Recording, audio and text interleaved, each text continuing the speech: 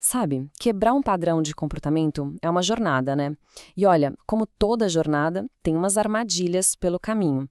Hoje a gente vai dar uma olhada na mais comum de todas e, claro, no que fazer para, de fato, conseguir escapar dela. Pois é, quem nunca se sentiu preso num ciclo, né? Repetindo um comportamento que, lá no fundo, a gente sabe que não é legal, que não ajuda, mas que parece impossível de parar. É uma sensação super frustrante. E essa luta, olha, é de todo mundo. É exatamente sobre essa dificuldade que a gente vai conversar hoje.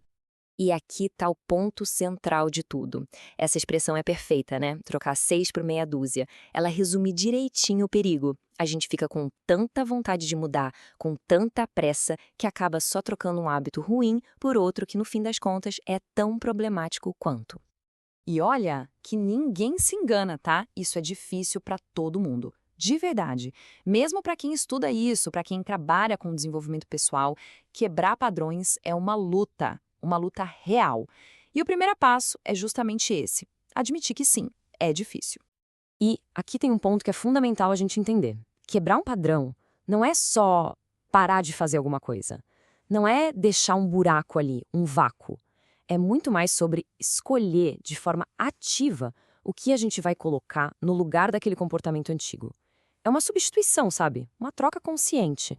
Para isso ficar mais concreto, vamos usar um exemplo pessoal aqui.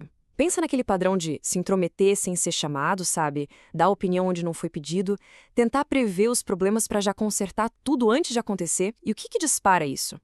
Geralmente é quando a gente olha para a ação de outra pessoa e pensa, isso não faz o menor sentido. Principalmente quando aquilo pode respingar na gente, né? Tá. E aí, quando a gente identifica um padrão desses, qual é a primeira reação? Aquela coisa quase que de instinto. É fazer o exato oposto. Se antes a pessoa se envolvia até demais, o plano agora é: beleza, não vou me envolver em mais nada.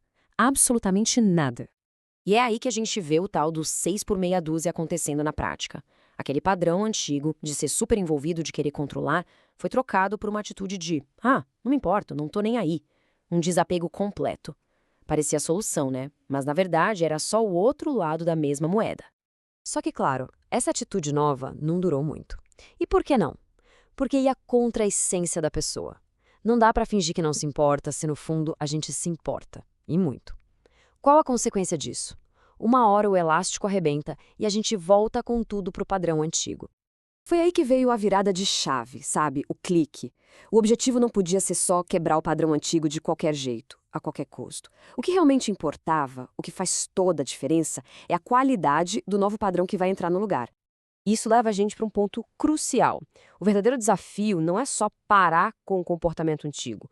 O grande lance é escolher de forma estratégica mesmo um comportamento novo que seja de verdade melhor e que seja sustentável, que dê para manter. É uma escolha deliberada, pensada. E aqui a gente vê a grande mudança de mentalidade.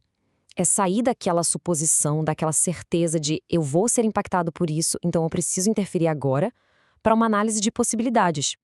Eu posso ser impactado, então o que eu posso fazer para me preparar? A mudança parece pequena, mas, nossa, ela é muito poderosa. Então, na prática, como é que isso funciona? Bom, primeiro passo, reconhecer as possibilidades, mas sem tratar como se fossem certezas. É a diferença enorme entre pensar isso vai dar errado e, olha, existe uma chance de dar errado. Segundo, pegar toda aquela energia que a gente gastaria tentando controlar o outro e usar para criar os nossos próprios planos B. Tipo, se o projeto do fulano atrasar, qual é o meu plano para não ser prejudicado? E terceiro, que talvez seja o mais importante de tudo, trazer o foco para dentro, aprender a gerenciar as nossas próprias reações. O resultado disso tudo é um padrão totalmente novo e muito, mas muito mais saudável. Um padrão que dá liberdade para o outro agir, porque a gente finalmente aceita que não tem como controlar o processo de ninguém, né? A responsabilidade volta para o lugar certo, para a gente gerenciar como as coisas nos afetam e focar na nossa parte, no nosso crescimento. E esse padrão novo fica forte de verdade quando a gente entende uma coisa fundamental. O outro é só o outro. Simples assim. Não importa quem seja, o que faça, o poder de verdade está em como nós vamos reagir ao impacto daquilo e nas escolhas que a gente faz depois. E os benefícios de escolher um patrão substituto que seja bom de verdade? Nossa, são enormes. Traz mais segurança porque a gente está no controle do que a gente faz. Traz muito mais tranquilidade porque a gente sai daquela briga inútil de tentar controlar o mundo. E, claro, o resultado final é muito mais progresso pessoal. E, para a gente fechar, fica a reflexão. Pensa naquele padrão mais teimoso. A pergunta real não é só como parar com ele. A questão é o que de melhor, de mais inteligente e mais autêntico a gente vai escolher para colocar no lugar.